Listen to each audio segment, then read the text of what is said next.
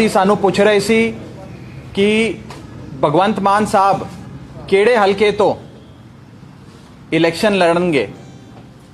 मैनू अज बताते हुए दसदे हुए बड़ी खुशी है कि पंजाब दी आन बान ते शान साडा मान आम आदमी पार्टी दे 2022 इलैक्शनस दे सीएम चेहरे भगवंत मान साहब धूरी हलके तो इलैक्शन लड़न जा रहे ने। धूरी हलका संगरूर जिले च आंदा है, जिधर मान साहब दा अपना घर भी है। धूरी हलका संगरूर लोक सभा सीट दे विच भी आंदा है। जेड़े एमपी जिधर दे एमपी भगवंत मान साहब 2014 2019 दो बार चुन के लोकसभा गए। मुझे बताते हुए बेहद खुशी है कि आम आदमी पार्टी भगवंत मान साहब को 2022 का इलेक्शन धूरी हलके से लड़ाने जा रही है। धूरी हलका भगवंत मान साहब का लोकसभा क्षेत्र संगरूर उसमें आता है। भगवंत मान साहब का अपना होम टाउन भी संगरूर जिले में आता है। आम Aadmi party has decided that आम Aadmi party CM candidate of 2022 elections will contest the assembly elections from the constituency Dhuri. Dhuri constituency falls under the Sangrur district, which is also the hometown of Bhagwant Maan Sahab. Dhuri constituency falls under the Lok Sabha seat of Sangrur, which is also the seat which Bhagwant Maan Sahab has represented in the Lok Sabha in the year 2014 and 2019. हमें विश्वास है कि इस बार धूरी के लोग बहुत प्यार और आशीर्वाद भगवंत मान साहब पे बख्शेंगे और रिकॉर्ड तोड़ वोटों से भगवंत मान साहब धूरी हलके से इलेक्शन जीतेंगे। आम आदमी पार्टी साफ तौर पे 2022 के इलेक्शन की फ्रंट रनर बनती नजर आ रही है। सारे ओपिनियन पोल्स, सारे सर्वे ये दिखा रहे हैं कि आम आदमी पार्टी की सरकार 2022 में बनने जा रही है। और मुझे बताते हुए बड़ी खुशी है कि आम आदमी पार्टी केवल अपने सीएम उम्मीदवार का हलका आज नहीं बता रही, बल्कि पंजाब के आने वाले 2022 में जो मुख्यमंत्री बनेंगे उनका हलका क्या होगा वो हम बताने जा रहे हैं, जो आज हमने बताया है। पंजाब के लोग एक बदलाव चाहते हैं। पिछले 50 सालों से पंजाब में 26 साल अकालियों की और 24 साल कांग्रेसियों की सरकार रही। बीते 50 सालों में अकालियों और कांग्रेसियों ने मिलकर पंजाब को लूट लिया, बेच खाया। अब पूरा पंजाब एक आवाज में कह रहा है, एक मौका केजरीवाल नू, एक मौका आम आदमी पार्टी नू। पंजाब बदलाव की ओर आगे बढ़ रहा है। अरविंद केजरीवाल जी की पार्टी, अरविंद केजरीवाल जी का मॉडल ऑफ गवर्नेंस को पंजाब के लोग एक मौका देना चाहते हैं, भगवंत मान साहब को एक मौका देना चाहते हैं। और मुझे पूरा विश्वास है कि 2022 के इलेक्शन में आम आदमी पार्टी मजबूती से अपनी सरकार बनाएगी और हम सबके प्यारे, हम सबके लाडले भगवंत मान साहब पंजाब के मानयोग मुख्यमंत्री बनेंगे। धूरी हलके से रिकॉर्ड तोड़ वोटों से मान साहब जीतेंगे और आम आदमी पार्टी की सरकार, अरविंद केजरीवाल जी की सरकार पंजाब में बनेगी। कोई सवाल हो तो आप पूछ सकते हैं। 2022 ਦੇ ਲਈ क्या चेहरा होगा मुख्यमंत्री दस रहे हैं, वो ਸਾਡੇ ਨਾਲ खुद बैठे नहीं, आज कारण की है? आज इलेक्शन का इंचार्ज मैं हूं, को इंचार्ज मैं अनाउंसमेंट करूंगा। मान साहब पूरे पंजाब में घूम घूम कर कैंपेन कर रहे हैं, लोगों के बीच जा रहे हैं। पंजाब के लोग मान साहब को देखना चाहते हैं, सुनना चाहते हैं, उनके साथ सेल्फी खिंचवाना चाहते हैं। और मान साहब हमेशा से लोगों के बीच रहने, लोगों के बीच सारा समय बिताने, लोगों के बीच विचरने के लिए जाने जाते हैं। तो मान साहब लोगों के बीच हैं, मैं आपके कैमरे के सामने हूं। देखिए, हर इलेक्शन की अपनी एक पॉलिटिकल स्ट्रैटेजी होती है और एक रणनीति के तहत, एक स्ट्रैटेजी के तहत हमने इस हलके को चुना है। ये मान साहब का अपना हलका है, मान साहब के लोकसभा हलके में आता है। नहीं, मान साहब पूरे पंजाब में कहीं से भी लड़ेंगे तो जीतेंगे। पूरी पंजाब की आवाम मान साहब से बेशुमार मोहब्बत करती है, लेकिन ये हमारी पॉलिटिकल स्ट्रैटेजी है, हमारी रणनीति है। हम नहीं चाहते कि मान साहब को एक सीट पे लिमिट कर दें, उनकी सारी एनर्जी, सारे समय उनका एक सीट पे जाए।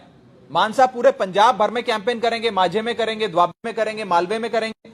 तो मान साहब एक पैन पंजाब लीडर हैं और आम आदमी पार्टी उनके समय का बड़े सोच समझ के इस्तेमाल करना चाहती है। मौजूदा विधायक है वहां के दलवीर गोल्डी, कैसे उसको देखते हैं? कंपटीशन किसको मानते हैं, कौन सी पार्टी को मानते हैं? देखिए, मान साहब के लिए मुझे नहीं लगता कि कोई भी कंपटीशन है। धूरी हल्का वो हल्का है जो 2014 में भी, लोकसभा में भी मान साहब जीते। जब लोकसभा में उनके सारे हलकों का अगर आप असेंबली कंस्टिट्यूएंसीज के आंकड़े उठाकर देखें तो 14 में भी जीते, 19 में भी जीते। और मान साहब आज उस शख्सियत, उस उम्मीद का नाम है जो पंजाब के 117 हलकों में से कहीं से भी लड़ते तो वो जीतते। और आज मान साहब को पंजाब के लोगों ने, खास करके धूरी के लोगों ने बड़े प्यार से और बड़े आदर सत्कार से उनसे दरख्वास्त कर कर कहा कि आप हमारे हलके से लड़ें। तो मान साहब ने यह फैसला लिया, पार्टी ने यह फैसला लिया कि मान साहब को मैदान में धूरी हलके से उतारा जाए। बताएं, पहले ये वाला कर लें sir. Aam Aadmi Party open to have alliance with the third front at the national level.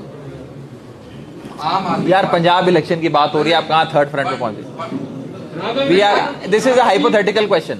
I don't have an answer to this. It's a hypothetical question. ਤੁਸੀਂ ਜਦੋਂ ਓਪਨਿੰਗ ਕੀਤੀ ਤੁਸੀਂ ਕਿਹਾ ਕਿ ਪੰਜਾਬ ਦੇ ਲੋਕ ਇੱਕ ਵੋਟ ਆਮ ਆਦਮੀ ਪਾਰਟੀ ਨੂੰ, एक vote Kejriwal low. Why not भगवंत मान? वो भी है, वो तो है ही, वो तो चेहरा है हमारे इलेक्शन। मान साहब तो हमारे इलेक्शन का चेहरा है, पर पंजाब के एक एक इंसान के दिल में बसते हैं अरविंद केजरीवाल। पंजाब के लोग अरविंद केजरीवाल से बेशुमार मोहब्बत करते हैं। आज पंजाब में अरविंद केजरीवाल और भगवंत मान की ये जो जोड़ी है, ये 1 और 1 2 नहीं, 1 और 1 11 साबित होगी। इसीलिए पंजाब के लोग जहां जाते हैं, मैं अपनी बात नहीं कर रहा, मैं अपनी जबान नहीं कह रहा, लोगों के बीच जाकर आप सुनिए, लोग कहते हैं एक मौका केजरीवाल को, एक मौका भगवंत मान को, एक मौका झाड़ू को, एक मौका आम आदमी पार्टी को।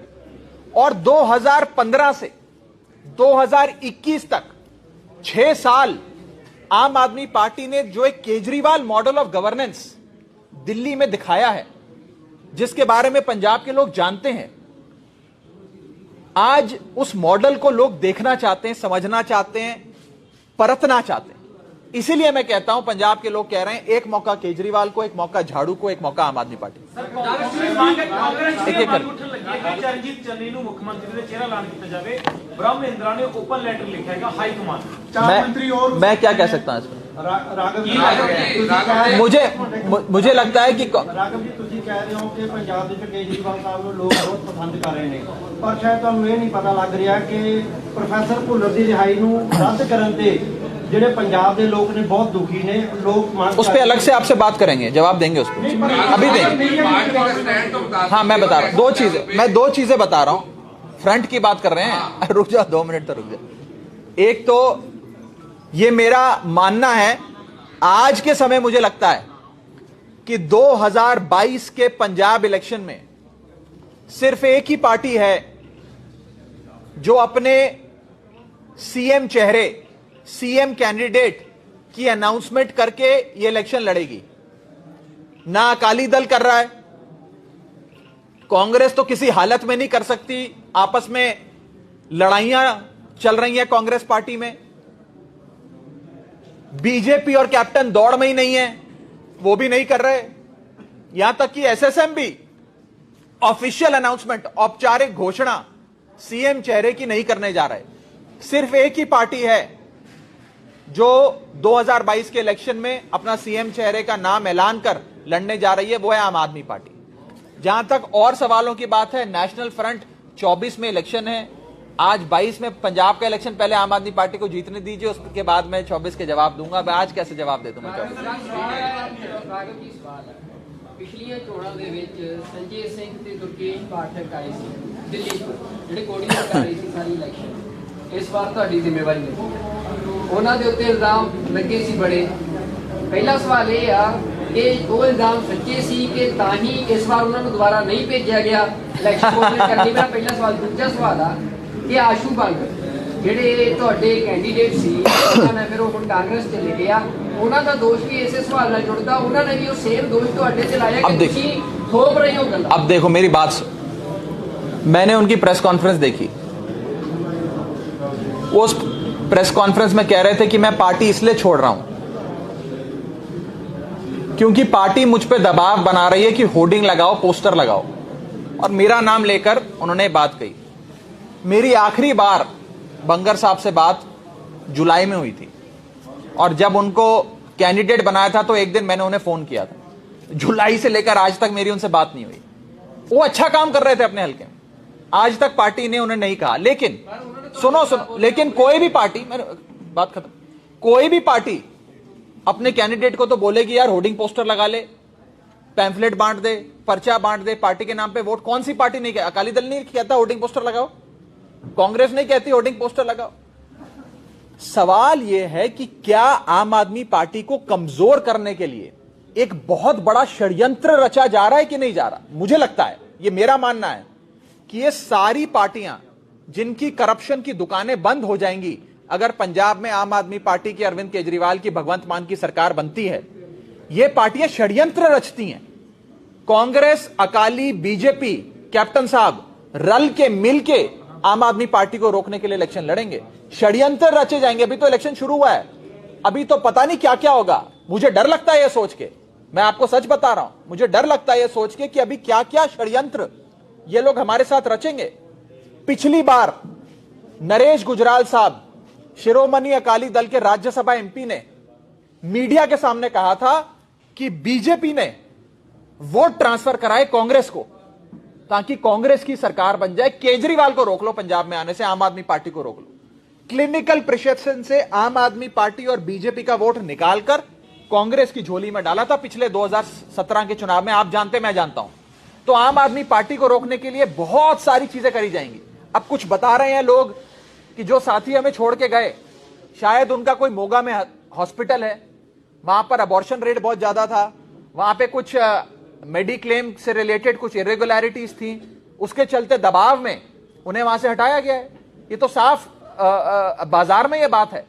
कहने का मतलब यह है कि षड्यंत्र रचे जाएंगे, हम सबको सावधान रहना है, आपको भी मुझको भी। सीएम चन्नी ने कहा है, उन्होंने कहा सीएम चन्नी ने कि ਜਿਹੜਾ ਉਹਨਾਂ ਦੇ ਉੱਤੇ ਈਡੀ ਦੀ ਰੇਡ ਪਈ ਆ, ਆਮ ਆਦਮੀ ਪਾਰਟੀ ਦਾ ਸਟੈਂਡ ਆ ਕਿ ਉਹ ਸਪੋਰਟ ਕਰ ਰਹੀ ਹੈ ਈਡੀ ਦੀ ਰੇਡ ਤੇ। ਉਹ ਕਹਿੰਦੇ ਜਦੋਂ ਇਹਨਾਂ ਤੇ ਪੈਂਦੀ ਆ ਉਦੋਂ ਜਦੋਂ ਸਾਡੇ ਘਰ ਲੱਗੇ ਤਾਂ ਹੱਕ, ਜਦੋਂ ਦੂਜੇ ਦੇ ਲੱਗੇ ਤਾਂ ਉਹ ਮਤਲਬ ਉੱਤੇ ਭੰਗੜੇ। अच्छा सवाल है, ਤੁਹਾਡੇ ਤੇ ਉਹਨਾਂ ਦਾ ਸਵਾਲ ਆ ਕਿ ਪੋਲੀਟੀਕਲ ਵੈਂਡੇਟਾ ਤੁਸੀਂ ਸਮਝਦੇ?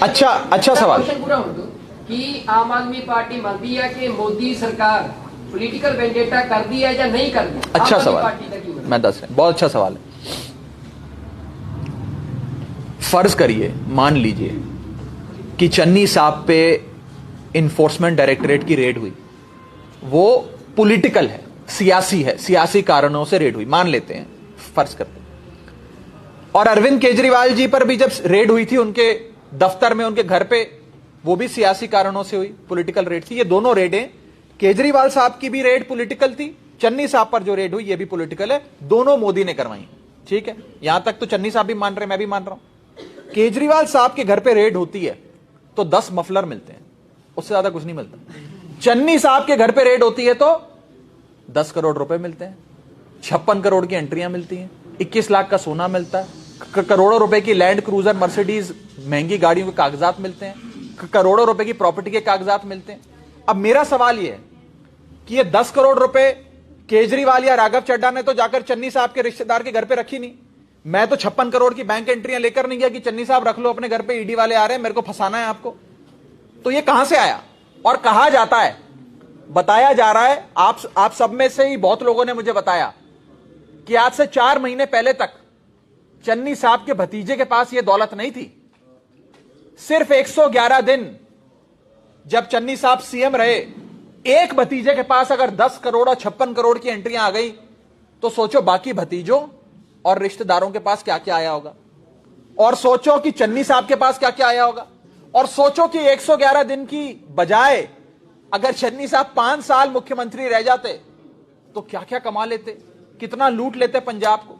चन्नी साहब ने बादलों को और कैप्टन साहब को सबको पीछे छोड़ दिया, बड़ी लंबी लकीर खींची, कमाल कर दिया है, इतना पैसा कमाया। उसका जवाब अलग से अभी देंगे, अभी थोड़ी देर में। 130 करोड़ रुपए करतार सिंह जी को मिला, जेड़े गिलास तो कहां मिला?